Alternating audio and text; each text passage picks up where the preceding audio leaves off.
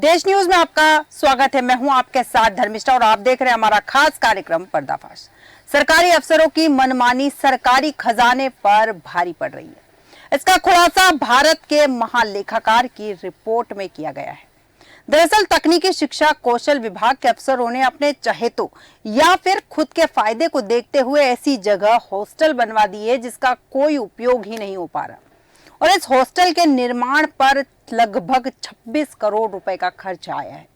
हद तो यह है कि छात्रावासों की जरूरत और मांग को दरकिनार करते हुए निर्माण की प्रशासकीय स्वीकृति भी दे दी गई।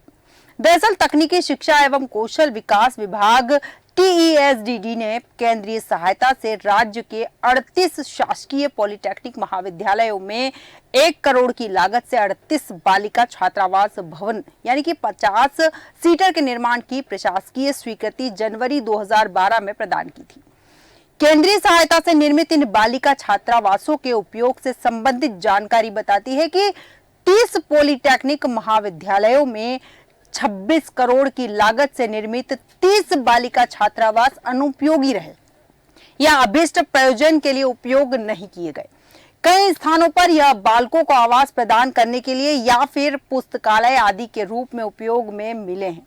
यानी कि साफ है कि ये जो छात्रावास बालिकाओं के लिए बने हैं, इन छात्रावासों का उपयोग बालिकाओं के रहने के लिए नहीं होता है। इन छात्रावासों का उपयोग हो रहा है बालकों के रहने के लिए या फिर पुस्तकालय के रूप में। 16 में से 6 पॉलिटेक्निक महाविद्यालयों में नए छात्रावास का निर्माण किया गया था। उनके पास पहले से ही 7 बालिका छात्रावास थे और इन 7 पुराने छात्रावासों में से 2 पुराने छात्रावासों की उपयोगिता का जो स्तर है वो 43 और 61% था। 4 पुराने छात्रावास पूर्ण रूप से उपयोग किए जा रहे थे तथा शेष एक पुराना छात्रावास जो था वो पूर्णतः खाली था। इसके बाद भी नए छात्रावास का निर्माण करा दिया गया। जब पुराने छात्रावास थे तो नए बनाने की जरूरत ही नहीं थी। पुराने उपलब्ध होने की वजह से नए रिक्त पड़े हुए हैं और ये छात्रावास बैतूल, हरदा, ग्वालियर, भिंड, जावद, नीमच, शहडोल, बालाघाट, बड़वानी, खुरई, सागर, वेडन, इंदौर, होशंगाबाद ऐसी कई जगह पर इस विषय पर विस्तार चर्चा के लिए हमारे साथ माधुरी शर्मा जी जुड़ी हुई है जो कि सामाजिक कार्यकर्ता है। माधुरी जी, देश न्यूज में आपका बहुत बहुत स्वागत है। धन्यवाद मैडम। माधुरी जी, हम बात कर रहे हैं हॉस्टल, बालिका छात्रावास, ऐसी जगह निर्माण कराए गए हैं जहां उनकी उपयोगिता ही नहीं थी। दूसरी चीज यहाँ ये सामने आई है कि 26 करोड़ रुपए की लागत से छात्रावास निर्मित किए गए और जहां निर्मित किए गए वहां पहले से छात्रावास थे। पुराने छात्रावास यथावत और अच्छी स्थिति में होने के बाद भी नए छात्रावासों का निर्माण, आपको नहीं लगता है सरकारी खजाने के हक पर जो है वो डाका डाला जा रहा है? बिल्कुल बिल्कुल बिल्कुल सही है। भारत में सरकारी पैसे के दुरुपयोग के तो कारण कुछ मतलब कई कारणों से होता है जिसके लिए अधिकारी वर्ग भी जिम्मेदार, जिसके लिए ज्यादातर तो अधिकारी वर्ग ही जिम्मेदार है। जब किसी की योजना या किसी भी उसके लिए पैसा खर्च होना होता है तो वास्तव में इसके लिए इसकी वास्तव में जरूरत है या नहीं है, उसकी उपयोगिता है या नहीं है, इसके लिए कमेटी गठित की जाती है ना। उसके बाद ही किसी योजना को के लिए पैसा अधिकारी द्वारा सैंक्शन किया जाता है या मंत्री की भी इसमें वो लगती है। जब इतना बड़ा पैसे का अमाउंट है तो कहीं ना कहीं मंत्री की भी इसमें एक अनुशंसा लगती है। तो आखिर जब इन पैसों की वहां पे जरूरत ही नहीं थी और इतना बड़ा अमाउंट आपने उस मद में खर्च कर दिया जिसकी जरूरत नहीं थी छात्रावास बनाने के लिए, तो ये क्या है, सरकारी ये सब जो अधिकारी और मंत्रीगण कहीं ना कहीं इनकी साठगांठ के बिना इतना बड़ा घोटाला नहीं हो सकता, इतना बड़ा भ्रष्टाचार नहीं हो सकता अगर वहां इसकी जरूरत नहीं थी। ऐसा है कि आजकल क्या हो गया है कि उन्होंने देख लिया है कि हमारे माननीय प्रधानमंत्री जी की कहीं ना कहीं थोड़ा महिला सशक्तिकरण या ये आत्मनिर्भरता की ओर ज्यादा ध्यान है। ऐसी स्थिति में पॉलिटेक्निक या ITI कॉलेज में छात्रावास अगर वो बना देंगे तो इस पर उन पर कोई अंगुली नहीं उठेगी। तो ऐसे असल में कारण क्या है कि जब है ना ईयर का जब एंड होता है उस समय यदि इनके खजाने में पैसा बचता है तो इनको ऐसा लगता है क्यों ना इसको ऐसे मद में खर्च। चलो हम आके ढूंढते हैं लगा दें। माधुरी जी की हम तक आवाज नहीं पहुंच पा रही है, पुनः माधुरी जी से संपर्क करने की कोशिश करेंगे। लेकिन बड़ा सवाल यहाँ ये आता है कि प्राचार्य जो है उन्होंने मांग नहीं की हॉस्टल की, इसके बावजूद भी वहां हॉस्टल का निर्माण किया गया। सवाल सबसे बड़ा यह है कि 26 करोड़ रुपए मामूली रकम नहीं होती, 26 करोड़ रुपए के सरकारी खजाने की बंदरबाट की गई है। हम बंदरबाट इसलिए भी कह रहे हैं क्योंकि वहां पर हॉस्टल की आवश्यकता नहीं थी, उसके बाद भी हॉस्टल का निर्माण करवा दिया गया। प्राचार्य ने डिमांड नहीं की, प्रशासनिक स्वीकृति उसके बावजूद भी मिल गई। सबसे बड़ा सवाल प्रशासनिक स्तर पर और प्रशासनिक अधिकारियों पर भी उठता है कि इस तरह की स्वीकृति कैसे दी गई। इस विषय में चर्चा के लिए हमारे साथ देवदत्त दुबे जी और माधुरी शर्मा जी पुनः जुड़ चुके हैं। आप दोनों का देश न्यूज में बहुत बहुत स्वागत है। माधुरी जी, आप कुछ कह रही थी। ये कुछ आवाज बीच में मैडम आ रही है, कुछ डिस्टर्बेंस है। जी जी माधुरी जी, मैं चेक करवाती हूँ। ये क्या है, ईयर एंड में इनके अधिकारियों के पास अगर विभाग के पास पैसा बचता है तो इनकी ये मंशा होती है कि क्यों ना इस पैसे को खर्च कर दिया जाए, चाहे वो किसी भी तरह से खर्च किया जाए। उससे इसके लिए क्या होता है कि इनकी भी मंशा पूरी होती है, इनको भी कहीं ना कहीं इसमें पैसे का थोड़ा सा लालच होता है और ये ना जबरदस्ती के उसमें खर्च कर देती है। इनको लगता है कहीं ऐसा ना हो कि अगर हमने पैसा नहीं खर्च किया समय पे तो ये पैसा लैप्स हो जाएगा और सरकार का भी हमारे ऊपर प्रश्न उठेगा कि आपके पास पैसा था और आपने इसका उपयोग क्यों ना कर पाया और नेक्स्ट ईयर आपको हो सकता है कि पैसा कम मिले। इन सब चीजों को देखते हुए ये किसी ना किसी अनुपयोगी जगहों पे पैसा खर्च करके अपना काम भी बना लेते हैं और अपना कुछ भी हो जाते हैं। जो भी आप बोले, कहीं ना कहीं इसमें सरकारी लोगों का इसमें भ्रष्टाचार है। बिल्कुल बिल्कुल माधुरी जी सही कहा कि सरकारी लोगों का यहाँ भ्रष्टाचार साफ तौर पर नजर आ रहा है। देवदत्त दुबे जी, आपसे जानना चाहूंगी, जहां हम बात कर रहे हैं कि सरकारी अफसर मनमानी कर रहे हैं और छात्रावास के नाम पर 26 करोड़ रुपए फूक दिए और 26 करोड़ जिस नाम पर फूके हैं वो छात्रावास किसी भी बच्चे के काम नहीं आ रहे। क्या लगता है, आपसी बंदरबाट हुई है या फिर अपने चहेतों को फायदा पहुंचाने के लिए अधिकारियों ने इन छात्रावास का निर्माण करवाया है? देखिए, जिस तरह के मामले खुल रहे हैं, एक आपने भोपाल नगर निगम का देखा होगा, मृत व्यक्तियों के नाम पे 2-2 लाख, मृत बताकर जीवित व्यक्तियों गलत पता 2-2 लाख निकाले। और एक छात्रावास का मामला है।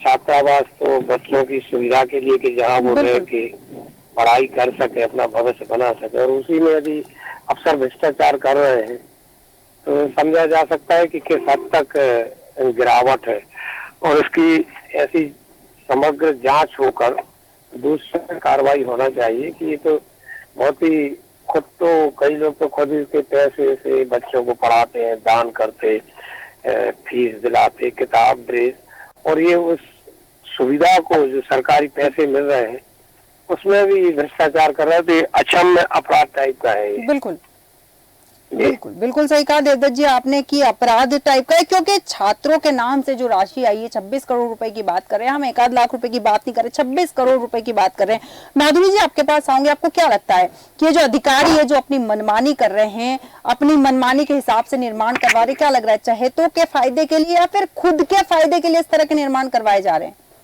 नहीं, चहेतों के फायदे में चहेतों को तो अपन उस विभाग के मंत्री की बात कर सकते हैं कि वो उनके सबसे चहेते बनना चाहते हैं, है ना।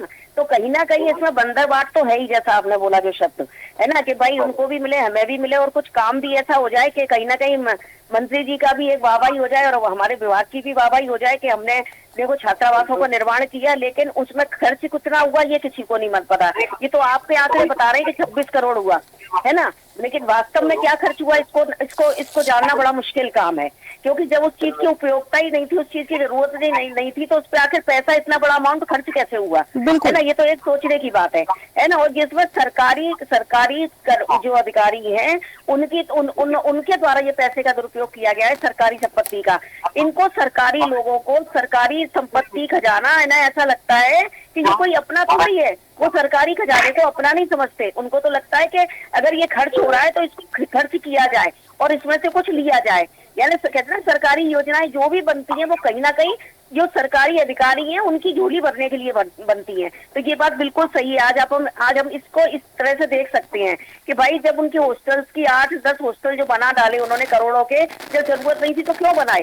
तो ये यहाँ पे इसमें भ्रष्टाचारी की बू आती है यहाँ पे, है ना। हम देखते हैं कि जो जैसे ऐसा नहीं है, अगर कोई सरकारी कर्मचारी कोई किसी भी तरीके का पैसे का दुरुपयोग करता है तो इनके लिए भी कानून बना है। 403 की धारा में प्रावधान है कि अगर वो सरकारी पैसे का दुरुपयोग करेंगे तो 2 साल तक की सजा और सस्पेंड हो सकते हैं। लेकिन क्या है, ऊपर तक की पकड़ रखते हैं और इनको किसी भी तरह का डर और भय है ही नहीं है इनके अंदर से। भय भ्रम भ्रांति तो बिल्कुल हट चुका है कि हमें कोई हटा देगा हमारे पद से। हम जो कर रहे हैं, अगर ऊपर तक हमारा फायदा हम पहुंचा पा रहे हैं तो हम सबके चहीते बने हैं और हमें ना सब सही काम कर रहे हैं। तो ये आप ये देखो, कोई भी सरकारी कर्मचारी अधिकारी हम देखते हैं कि जिसको अगर कोई बंगला अलॉट हो जाए, आप ये देखना बंगला अलॉट होते ही कम से कम 3 महीने तो उस बंगले में काम चलता है। जब भी एक अधिकारी उस बंगले में रह के गया है तो ऐसी स्थिति तो नहीं होगी उसकी कि आपको 3-3 महीने उसमें काम करवाना पड़े, लेकिन वो इसमें इतना काम करवाएंगे, उसको इतना आलीशान बनवाएंगे। ये सब क्या है? अपने पद का और अपने जो सरकारी खजाने का दुरुपयोग है, और क्या है इसमें हम देखते हैं। जी, आपने बहुत सही बात करी कि सरकारी खजाने का और सरकारी धन का जो है यहाँ दुरुपयोग हो रहा है। देवदत्त जी, आपके पास आऊंगी यहाँ पर मैं। अगर हम सरकारी खजाने के दुरुपयोग की बात करें तो यहाँ सरकार की जिम्मेदारी बनती है कि वो पैसा कहाँ दे रहे हैं, किस तरह से दे रहे हैं, और वो जिस काम के लिए दे रहे हैं, जहाँ खर्च हो रहा है, उसकी मॉनिटरिंग करने की जिम्मेदारी भी तो सरकार की होती है। बिल्कुल, उसमें प्रत्येक उस पर जिम्मेदारी तय होनी चाहिए कि जब भी प्रस्ताव आता है, इस प्रस्ताव की कितनी आवश्यकता है। ये जो बात कही बिल्कुल सही कही। जिस तरह के ये हो रहा है वाकई में अक्षम्य है कि एक साल में कितने लाखों रुपए खर्च होते हैं, करोड़ों के बिल बनते हैं, और फिर इस तरह आप रोटरी, चौराहे की जो रोटरी बनती है हर 2 साल में बनती बिगड़ती है। आपने अभी BRT कॉरिडोर देखा हुआ कि अब टूट रहा है वहां से।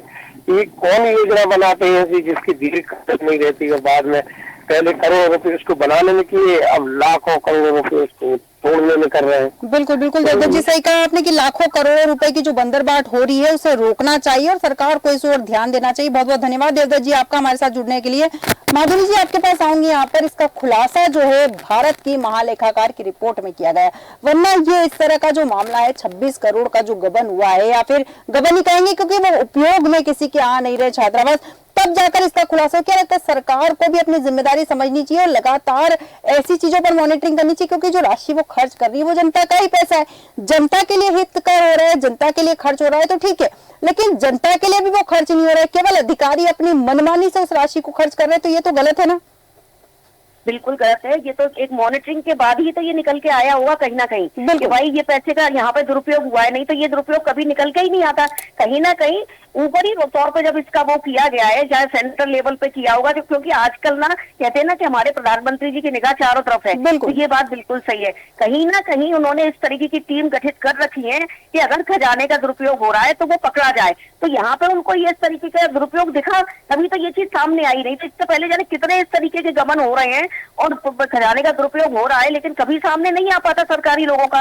लेकिन इस तरीके का दुरुपयोग अगर सामने आया है तो कहीं ना कहीं देखो ऊपर तौर पे इनके ऊपर कहीं ना कहीं निगाह तो रखी जा रही है। तो अगर ये निगाह रखी गई और अगर इन पे कार्रवाई हो रही है और आपने अपने चैनल के माध्यम से इस चीज को सामने लाए हैं, तो कहीं ना कहीं अभी इन सरकारी लोगों के मन में भी और इनके ऊपर के लोगों में भी, जो भी इनके चाहते हैं, उनमें भी डर तो आएगा कि अब हम इस तरीके का कोई खजाने का दुरुपयोग ना करें।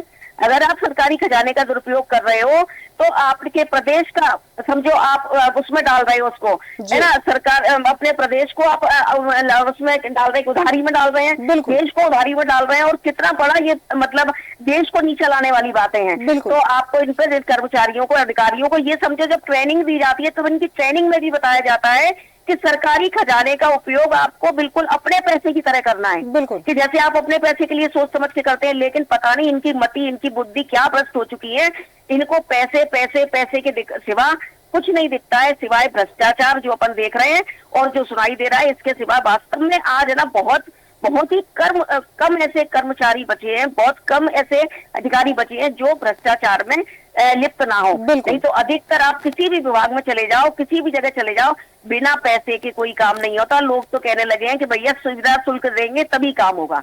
मतलब रिश्वत को भी लोग सुविधा शुल्क के नाम से बोलने लगे हैं कि भैया देंगे तभी। मतलब ये इस तरीके का भ्रष्टाचार चल रहा है, और ये अभी से नहीं चल रहा है, सालों से चल रहा है। लेकिन अगर ये यहाँ पे कहीं ना कहीं अगर इसको नोटिस में लाया गया है, इस पे अगर कार्रवाई होती है, तो निश्चित रूप से शुरुआत से ही आगे इन पर रोक लगेगी। अगर ये शुरुआत होती है तो आगे के और कर्मचारी और भी अधिकारियों पे इसका दबाव बनेगा, वो भी अपने काम के प्रति सतर्क होंगे और इस तरीके का पैसे का दुरुपयोग करने से डरे। बिल्कुल बिल्कुल माधुरी जी, आपने बहुत सही बात करी कि ऐसे मामलों पे अगर एक्शन लिया जाएगा तो और भी जो अधिकारी इस तरह के मामले दे रहे हैं, इस तरह के भ्रष्टाचार कर रहे हैं या फिर इस तरह की मनमानी कर रहे हैं तो उन पर लगाम लग जाएगी। लेकिन माधुरी जी, एक चीज और देखने में आती है, जहां हम बात करें कि हमारे वर्तमान मुख्यमंत्री जो है लगातार एक्शन मोड पे, छोटी छोटी बातों पर वो एक्शन ले रहे हैं, उसके बावजूद इन अधिकारियों को डर नहीं कि हमारे जो अभी वर्तमान मुख्यमंत्री वो लगातार एक्शन ले रहे, हो सकता है हमें नौकरी से निकाल दे या फिर हमारा कहीं और ट्रांसफर कर दे, उसके बावजूद भी इस तरह की घटनाएं सामने आ रही।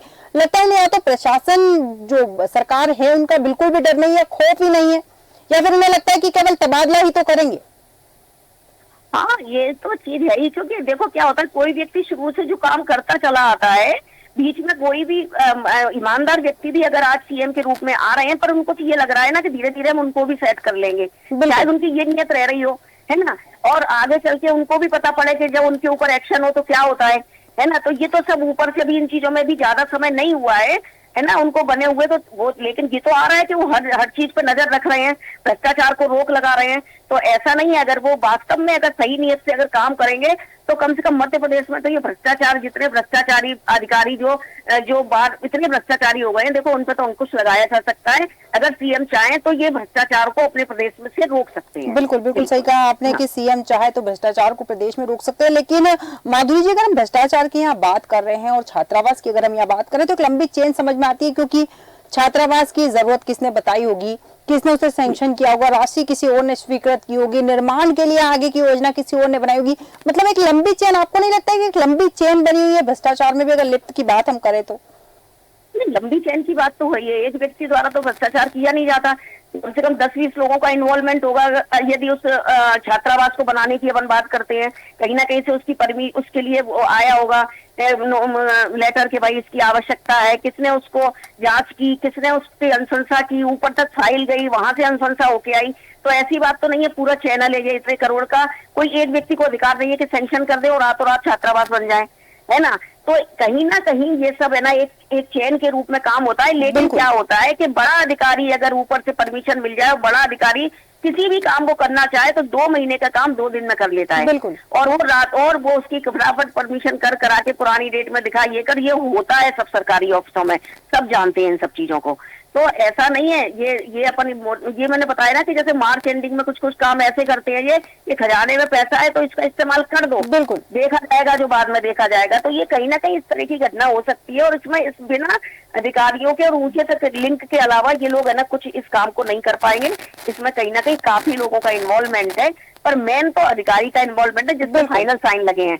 क्या आपने जो रिपोर्ट्स आई उनको आपने कैसे साइन कर दिया, क्या आपने वो स्कूल के जो महिला पॉलिटेक्निक या आईटीआई के जो प्रिंसिपल थे उनके साथ आपने मीटिंग की कि नहीं, कि भाई वास्तव में आपको जरूरत है कि नहीं है, या आपने वहां विजिट की कि नहीं। तो ये सब चीजें देखने और सोचने लायक है। तो इसमें किस तरीके से इन लोगों ने यहाँ पे पैसे का दुरुपयोग किया है, ये साफ आप समझ सकते हैं, केवल भ्रष्टाचार के अलावा कुछ नहीं है। बिल्कुल सही कहा आपने कि भ्रष्टाचार के अलावा कुछ नहीं है, और सरकारी पैसे की बंदरबाट या फिर मनमानी की भेंट जो है वो सरकारी खजाना लगातार यहाँ चढ़ रहा है। माधुरी शर्मा जी, बहुत बहुत धन्यवाद हमारे साथ विस्तार चर्चा में शामिल होने के लिए। आवश्यकता का आंकलन किए बगैर ही उनके निर्माण की योजना बना ली गई, उन हॉस्टल के निर्माण की योजना बना ली गई, और हद तो ये हो गई कि इसके लिए प्राचार्य ने भी मांग नहीं की थी और बिना प्राचार्य की मांग के ही निर्माण कर दिया गया।